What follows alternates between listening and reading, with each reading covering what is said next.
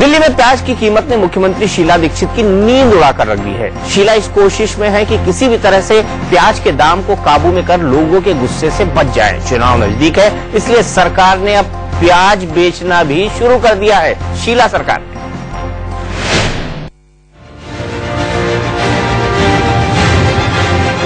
ये जो प्याज के स्टॉल आप देख रहे हैं, इसे शीला सरकार ने लगवाए हैं।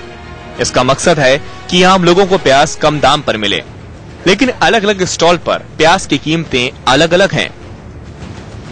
हैरानी की बात यह है कि सरकारी स्टॉल पर भी प्याज के भाव हर रोज उछल रहे हैं।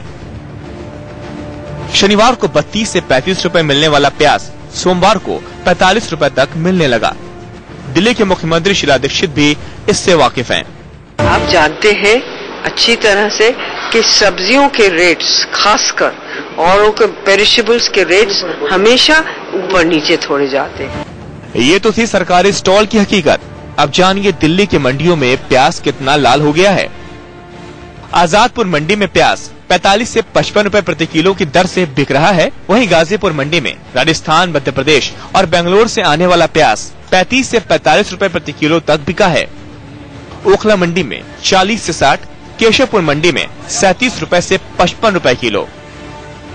मतलब ये कि एक तो सरकारी स्टॉल पर सरकार दाम काबू करने में नाकाम है और इससे मंडियों में भी भाव को एक नहीं कर पा रही। सरकार प्याज को लेकर परेशान है और चाहती है कि जब तक प्याज की आवक नहीं बढ़ती तब तक मोहल्लों में वैन भेजकर लोगों को सस्ता प्याज पहुंचाया जाए। Ajit Srivastava, India news, Delhi. अंदर की बात यह है कि शीला दीक्षित की सरकार 15 साल पहले प्याज के आंसू अटल बिहारी वाजपेयी और बीजेपी को रुलाकर आई थी। अब वही प्याज शीला दीक्षित को रुला रहा है। अब वो प्याज के दाम में काबू रखना चाहती हैं। वो कृषि मंत्री शरद पवार को चिट्ठी लिख चुकी हैं कि प्याज का निर्यात रोका जाए। उन्होंने अपने फूड सप्लाई मिनिस्टर राजकुमार चौहान के साथ एक बैठक की। इस बैठक में मंडी के अधिकारी भी मौजूद थे। शीला ने कहा कि प्याज के दाम किसी तरह से काबू में लाए जाएं, ये बताइए। अधिकारियों ने जवाब दिया कि मैडम 15 दिन में प्याज की आवक शुरू हो जाएगी, तब तक सरकार अपनी तरफ से स्टॉल लगाकर या फिर वैन के जरिए लोगों को प्याज कम दाम पर बेच सकती है। शीला को बात समझ में आई और स्टॉल और वैन लगने शुरू हो गए।